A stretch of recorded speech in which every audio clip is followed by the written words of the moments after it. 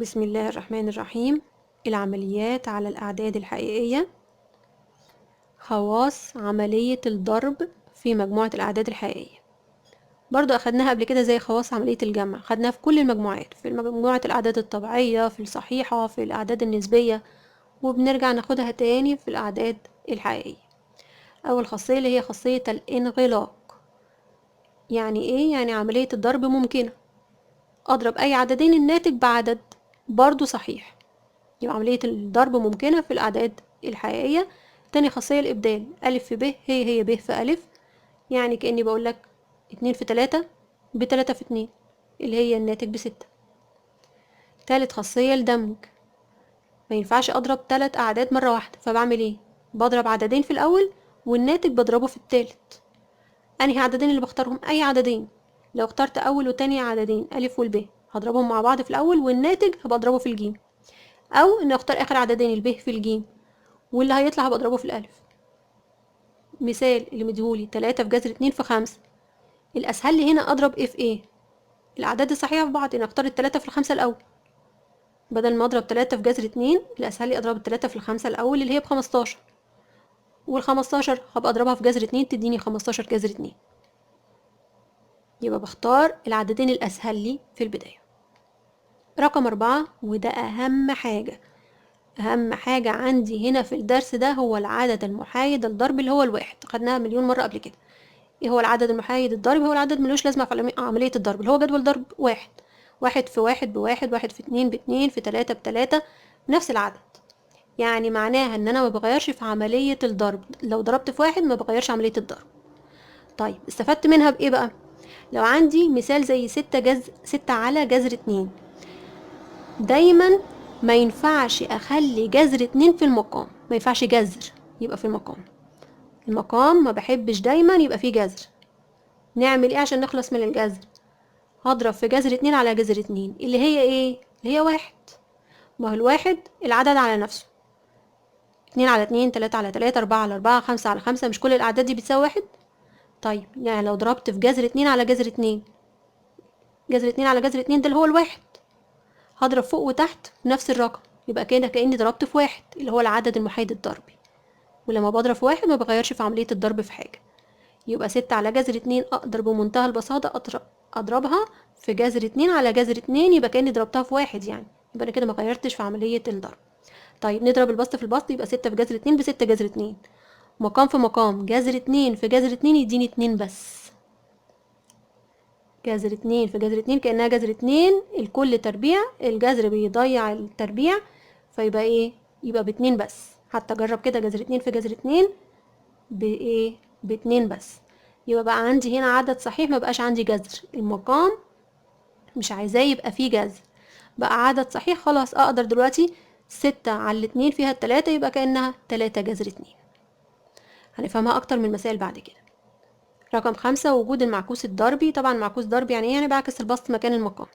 لو العدد هو ألف على ب بخليه ب على ألف، يبقى المعكوس الضربي هو البسط مكان المقام. جذر 2 على 3 وهو 3 على جذر 2. كل اللي بعمله اني بعكس البسط مكان المقام.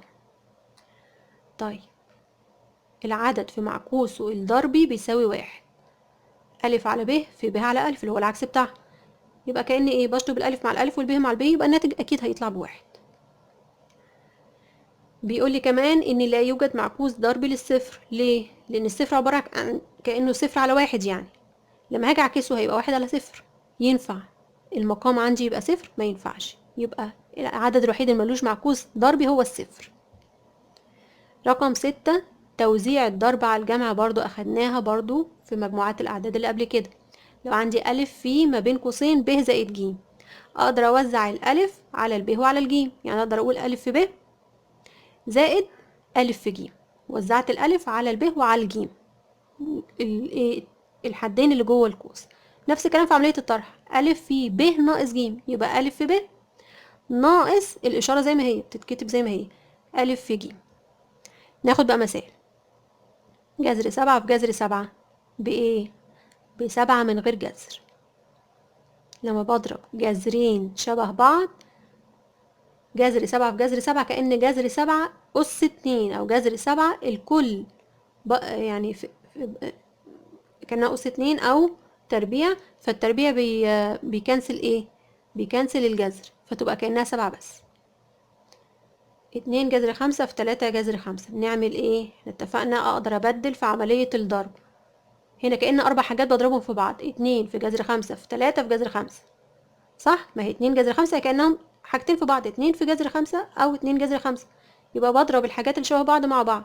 2 في 3 اللي هي الأعداد الصحيحة تديني 6. جذر 5 في جذر 5 لسه قايلين تديني ايه؟ 5 بس من غير جذر. طالما الجذرين لنفس العدد، جذر 5 في جذر 5 ب5، جذر 2 في 2 في جذر 2 ب2، وهكذا. طبعا 6 في 5 ب30. هنا 2 جذر 5 في ما بين قوسين 3 زائد جذر 5، يبقى كأني هعمل ايه هنا؟ هوزع ال2 جذر 5 على عملية الجمع اللي عندي، توزيع الايه؟ الضرب على الجمع. يبقى 2 جذر 5 في 3، ده أول حاجة، زائد 2 جذر 5 في جذر 5. وزعت ال2 جذر 5 على ايه؟ على الحدين اللي جوه القوس اللي ما بين الأقواس. طب أول حاجة 2 جذر 5 في 3، يبقى هضرب الاتنين في 3، الأعداد الصحيحة في بعضها والجذور في بعضها اللي شبه بعضه في بعضه. 2 في 3 ب6، والجذر 5 مفيش جذر 5 التاني، يبقى ينزل زي ما هو، يبقى كأنها ب6 جذر 5. حتى انت هتعملها كده على الآلة الحاسبة، 2 جذر 5 في 3 هتديلك 6 جذر 5. طيب 2 جذر 5 في جذر 5 كأنها 2 في 1 يعني تديني 2. طب جذر 5 في جذر 5 الجذور في بعضها ب5 من غير جذر. جذر 3 في جذر 3 ب3، جذر 4 في جذر 4 ب4. مفهومة؟ لما يكون عندي جذرين لنفس العدد لما بضربهم في بعض بيديني العدد من غير الجذر. طيب قلنا كأنها 2 في 5 اللي هي ب10 يعني. دلوقتي بقى ال6 جذر 5 زائد 10 ينفع يتجمعوا على بعض؟ ما ينفعش. ينفع اجمع برتقانة زائد تفاحة، الجمع بايه؟ ببرتقانة زائد تفاحة، ما ينفعش اجمع حاجتين مختلفتين. هنا قوس في قوس بنعمل ايه؟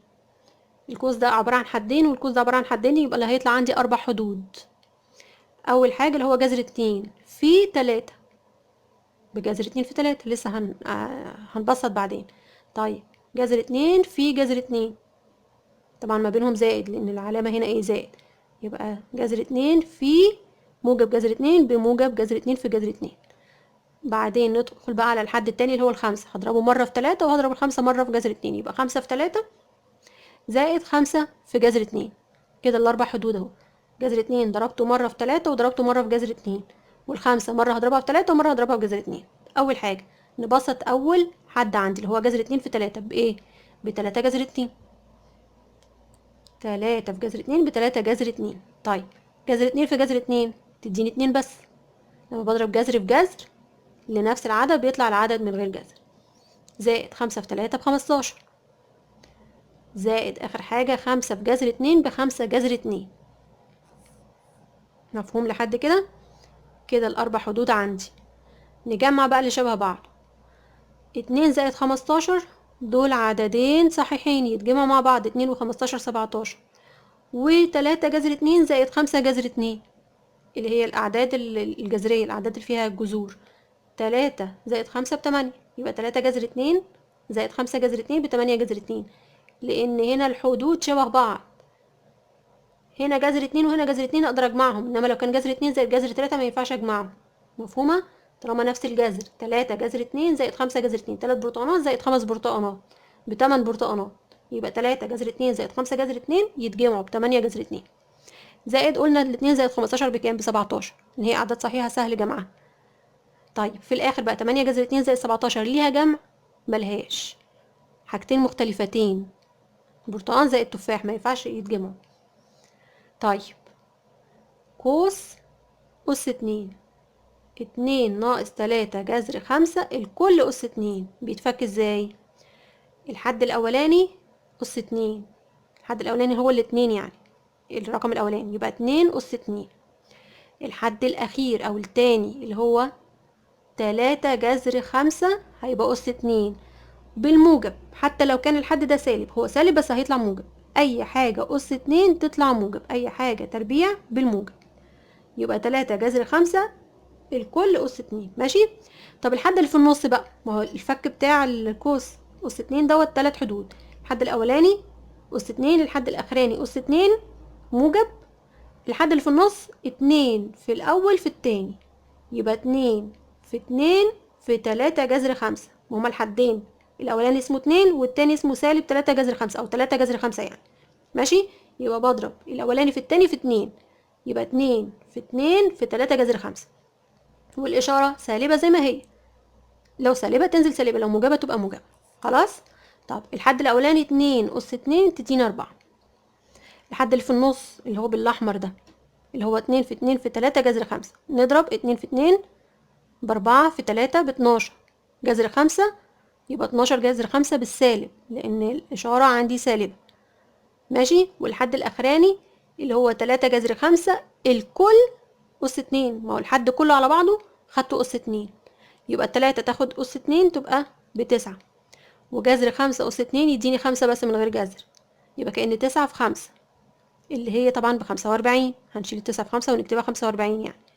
يبقى التلات حدود اللي عندي هم 4، ده الحد الأولاني. الحد الأخراني موجب 45، ملاحظين هو موجب دايما، الحد التالت موجب 45. الحد اللي في النص بقى ناقص 12 جذر 5. طب أجمع اللي شبه بعضه، يبقى 4 وال45 يتجمعوا ب49 لأن هم أعداد صحيحة، ناقص 12 جذر 5. ينفع أبسط أكتر من كده؟ ينفع أجمع أو أطرح بقى 49 ناقص 12 جذر 5، ولا دي حدود مختلفة؟ طالما إن هي حدود مختلفة ما يتجمعوش ولا يطرحوا مع بعض.